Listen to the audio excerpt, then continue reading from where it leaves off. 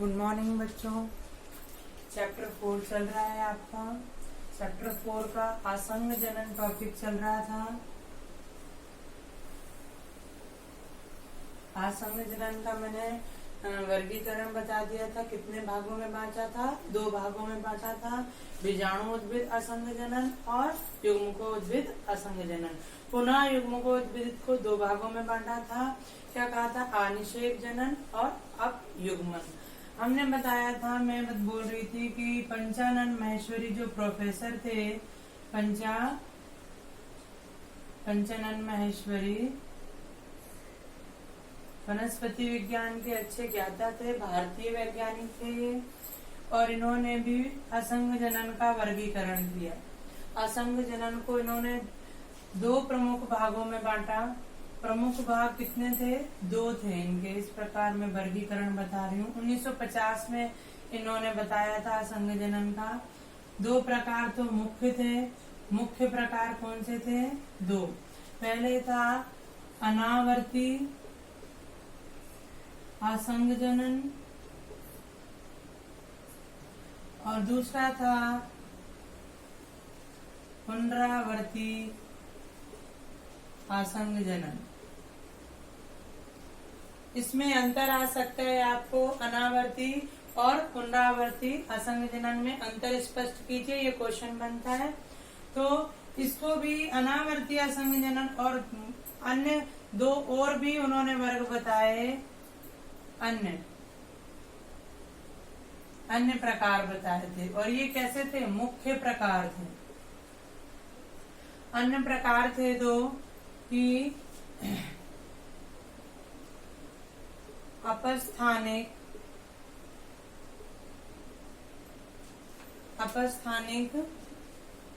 भ्रूणता।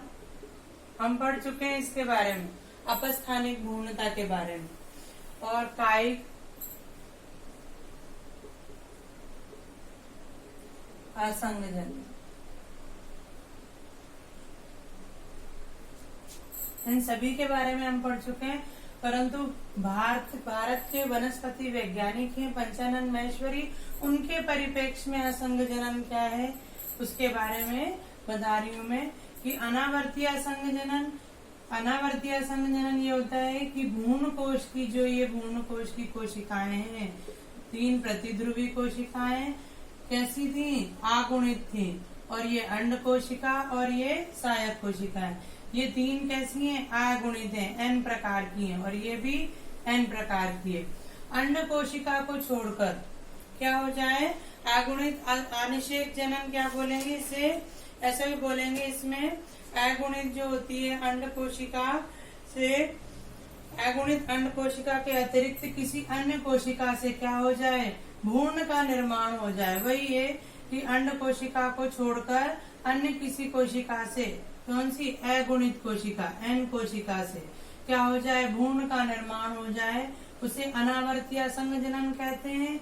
Means या फिर इसको ऐसा भी बोल देते हैं कि भ्रूण कोश की अगुणित कोशिका से, जैसे हमने अपयुग्मन पढ़ा था।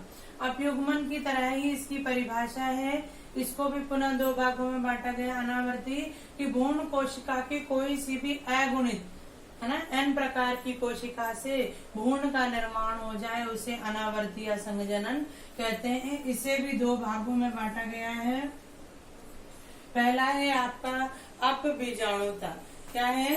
पहला है आपका अगुणित आनिषेक जनन।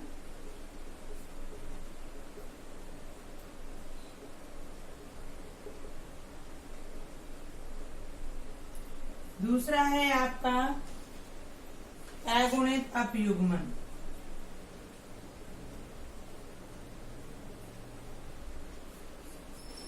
अगुणित अपयुग्मन, इसका मीन्स ये है पहले का अगुणित आनिषेक जनन। अगुणित आनिषेक जनन की जिसमें टोटल क्या परिभाषा है कि भ्रूण कोश की कोई भी अगुणित कोशिका से भ्रूण का निर्माण हो जाए, अनावर्ती असंग जनन की परिभाषा। जबकि अगुणित आनिषेक जनन की परिभाषा है कि अंड कोशिका से, अगुणित अंड कोशिका से बिना निषेचन के, असंग जनन का मतलब ही बिना निषेचन है कि अगुणित अंड कोशिका से बिना निषेचन के भ्रूण का निर्माण हो जाए, अगुणित अनिषेक जनन कहलाता है। नेक्स्ट है आपका अगुणित अपयुग्मन। सेम उसी प्रकार है। अगुणित कोशिका अंड कोशिका के अतिरिक्त अंड कोशिका को छोड़कर अन्य अतिरिक्त कोशिकाएं जो प्रतिध्रुवी या सहायक कोशिकाओं से क्या हो जाए, भ्रूण कोश का निर्माण हो जाए बिना निषेचन के, तो उसे अगुणित अपयुग्मन कहते हैं। पुनः समझा रही हूँ। अनावर्तीय संघजनन और पुनरावर्तीय संघजनन में अंतर स्पष्ट कीजिए। क्वेश्चन बनता है तो आप इसकी परिभाषा लिखेंगे कि भ्रूण कोश, ये पूरा क्या है, भ्रूण कोश, भ्रूण कोश की अगुणित, अगुणित मीन्स n प्रकार की कोशिका से क्या हो जाए, बिना निषेचन के भ्रूण का निर्माण हो जाए। क्या हो जाए, भ्रूण का निर्माण हो जाए, उसे अनावर्ती असंग जनन कहते हैं। इसे दो भागों में बांटा गया है, अगुणित अनिषेक जनन और अगुणित अपयुग्मन। अगुणित अनिषेक जनन में क्या होता है, इसकी परिभाषा देखिए आप। इसकी परिभाषा बताई थी कि भ्रूण कोश की अंड कोशिका, कौन सी, अंड कोशिका से का बिना निषेचन के क्या हो जाए, भ्रूण का निर्माण हो जाए अंड कोशिका से बिना निषेचन के, यही वर्ड शब्दावली आएगी, बिना निषेचन के भ्रूण का निर्माण हो जाए, उसे अगुणित अनिषेक जनन कहते हैं। ये एक ही परिभाषा थी। बी, भ्रूण कोश की अंड कोशिका को छोड़कर, इसी को मैं कहती हूँ कि अंड कोशिका को छोड़कर अन्य अगुणित, अगुणित कौन सी है, ये वाली प्रतिध्रुवी या सहायक कोशिका, अन्य कौन सी, प्रतिध्रुवी या सहायक कोशिकाओं से बिना निषेचन के क्या हो जाए, भ्रूण का निर्माण हो जाए। क्या हो जाए, भ्रूण का निर्माण हो जाए, उसे अगुणित अपयुग्मन कहते हैं। ये आपका अनावृत्ति असंग जनन समाप्त हुआ। अब आता है पुनरावृत्ति असंग जनन। पुनरावृत्ति असंग जनन को जनन दो भागों में बांटा गया है, जनन अपबीजाणुता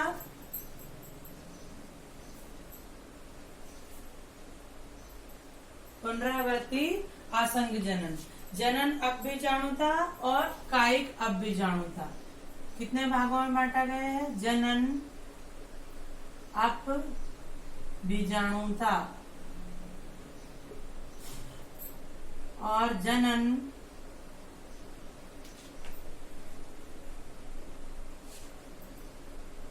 कायिक अपबीजाणुता या कायिक अपबीजाणुता दो भागों में बांटा गया है। अनावर्तीय असंग जनन कौन कौन से थे आप बताओ, अगुणित अनिषेक जनन था, क्या था, अनिषेक जनन था। बी था अगुणित अपयुग्मन था। इस प्रकार इसको भ्रूण कोश के अंदर की बात थी, किसकी बात थी, भ्रूण कोश के अंदर की बात थी कि भ्रूण कोश से रिलेटेड था। जबकि ये पुनरावर्ती जो है इसका विपरीत है, जैसे हमने बताया था, ये बीजांड है और ये अध्यावरण है, दो अंत अध्यावरण बाह्य अध्यावरण, और ये बीजांड काय है और इसके अंदर भ्रूण कोश है। ठीक है, ये क्या है, भ्रूण कोश, और इसके अंदर रहा ये भ्रूण कोश। अब यहाँ पर जो पुनरावृत्ति असंग जनन है उसमें भ्रूण कोश की बात नहीं चलेगी। भ्रूण कोश के अतिरिक्त क्या बोलेंगे, भ्रूण कोश के अतिरिक्त या भ्रूण कोश को छोड़कर अन्य बीजांड, ये पूरी संरचना कैसी है, बीजांड की संरचना है, पूरी संरचना किसकी है, बीजांड की। बीजांड की अन्य कोई कोशिका क्या हो, बीजांड, ये पूरा भाग बीजांड का, बीजांड की अन्य कोई कोशिका मीन्स बीजांड काय कैसा है, द्विगुणित है। भ्रूण कोश में भी सारी 6 कोशिकाएं कैसी थी, अगुणित थी, और जबकि द्वितीयक केंद्रक द्विगुणित था। और अध्यावरण की सारी कोशिकाएं कैसी हैं, अध्यावरण की द्विगुणित है। तो भ्रूण कोश को छोड़कर क्या हो जाए, इन अध्यावरण या भ्रूण बीजांडकाय की कोशिकाएं जो हैं, जब इनका विकास हो रहा होता है प्रप्सूतक मीन्स प्रप्सु कोशिकाओं का जो समूह था, जब परिणत विभाजन हो रहा था, प्रसूप कोशिकाएं जिनको बोला था, जिनसे मात्र कोशिका और भित्ति कोशिका का निर्माण हो रहा था, उसी टाइम पे प्रप्सूतक जो कोशिकाएं थी या प्रप्सु कोशिकाओं का जो समूह था, उनको प्रप्सु ऊतक बोलेंगे। उन ऊतकों का अर्धसूत्री विभाजन से पहले, अर्धसूत्री विभाजन पूर्ण ना हो, क्या हो कि इन कोशिकाएं मीन्स जो यहाँ पर कोशिकाएं पाई जा रही थी, वो प्रप्सु ऊतक की कोशिकाएं जो थी, पुनरावृत्ति असंग जनन के बारे में बता रही थी कि उनका अर्धसूत्री विभाजन पूर्ण ना हो और वो कैसी रह जाएं। अर्धसूत्री विभाजन के बाद तो वो संतति बन जाती हैं। तो अगर अर्धसूत्री विभाजन पूर्ण नहीं होगा तो वो क्या कहलाएंगी, मात्र जनक पादप या जनक या मात्र पादप के समान ही कैसी होंगी, द्विगुणित होंगी। ऐसी होंगी द्विगुणित। अर्धसूत्री विभाजन अगर पूर्ण हो जाता तो वो संतति कहलाती। जनक पादप की क्या कहलाती है, अर्धसूत्री विभाजन किसमें पाया जाता है, जनन कोशिकाओं में पाया जाता है। अगर अर्धसूत्री विभाजन होता तो जो पीढ़ी बनती इस प्रकार अर्धसूत्री विभाजन के बाद, तो ये संतति कहलाती, जो अपने जनक पादप के हूबहू एक समान नहीं होती आकार के रूप से, उसमें गुणसूत्र जाते हैं। तो जबकि यहाँ पर क्या हो रहा है, अर्धसूत्री विभाजन पूर्ण नहीं हो रहा है, तो क्या होगा कि इसमें जो गुणसूत्र जाएंगे वो कैसे जाएंगे, उनका विभाजन नहीं हो पाएगा गुणसूत्र में। कोशिका विभाजन में आपने पढ़ा था कि गुणसूत्र बढ़ जाते हैं और इसमें गुणसूत्र पूरे पूरे नहीं जाएंगे, तो क्या होगा, इसमें गुणसूत्रों का विभाजन नहीं हो पाएगा, तो गुणसूत्र कैसे रह जाएंगे, द्विगुणित रह जाएंगे। कैसे रह जाएंगे, द्विगुणित कोशिका रह जाएगी और इससे बनने वाला जो भ्रूण होगा वो कैसा होगा, द्विगुणित होगा। जबकि अनावर्ती कैसा था, सारा अगुणित था और भ्रूण भी कैसे बनेगा, अगुणित बनेगा। जबकि इस पूरी प्रक्रिया में पुनरावृत्ति में अर्धसूत्री विभाजन पूर्ण नहीं हो रहा है, द्विगुणित कोशिका की तरह ही भ्रूण का निर्माण हो रहा है। मात्र पादप के सारे लक्षण अगले पादप में आ रहे हैं बिना निषेचन के, तो क्या होगा कि द्विगुणित भ्रूण का निर्माण होगा।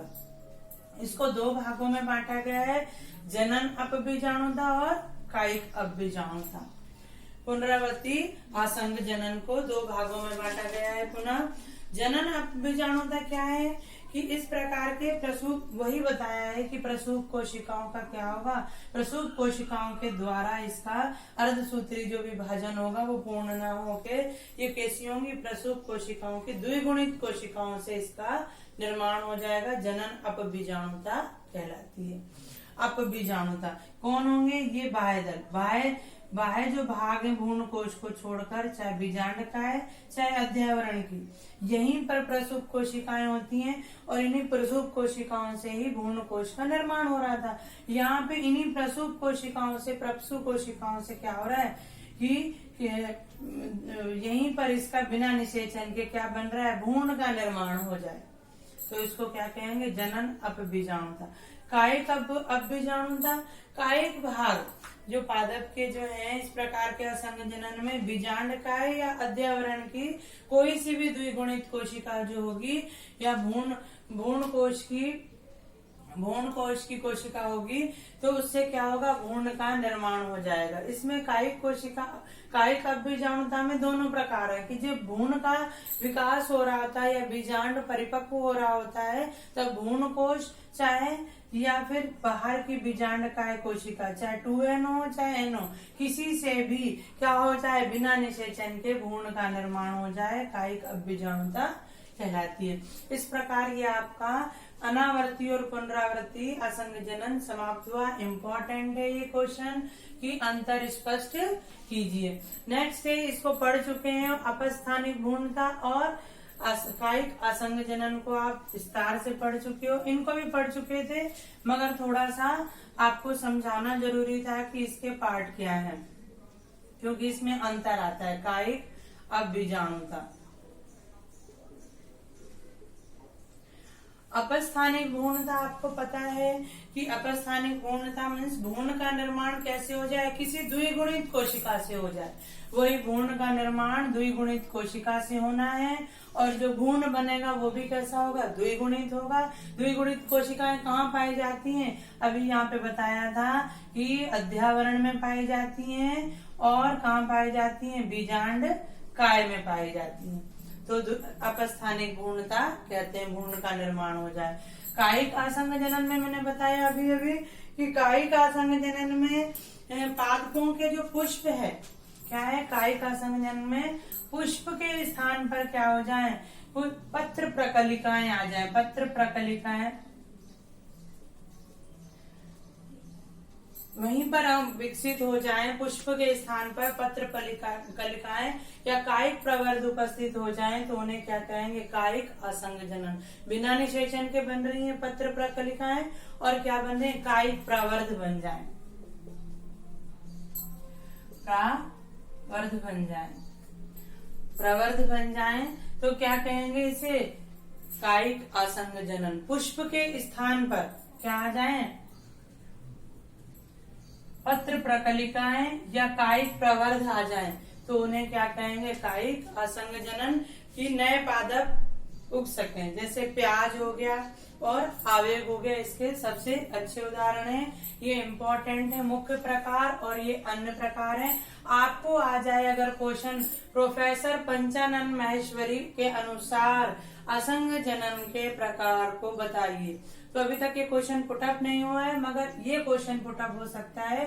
अनावर्ती असंग जनन और पुनरावर्ती असंग जनन क्या है, ये सीधा सीधा क्वेश्चन है, ठीक है। इस प्रकार असंग जनन हमने 2 बार पढ़ा। हैंस विलिंकर के अनुसार पढ़ा, पहले किसके अनुसार पढ़ा था, हैंस विलिंकर के अनुसार पढ़ा था पहले हमने असंग जनन, जिसमें 2 प्रकार बताए थे, और 1908 में इन्होंने अपना प्रकार बताए थे और असंग जनन के बारे में बताया था, जबकि प्रोफेसर पंचानन माहेश्वरी ने 1950 में बताया। तो दोनों आपको ध्यान रखना है। इस प्रकार ये असंग जनन का टॉपिक आज खत्म होता है। Thank you, have a nice day.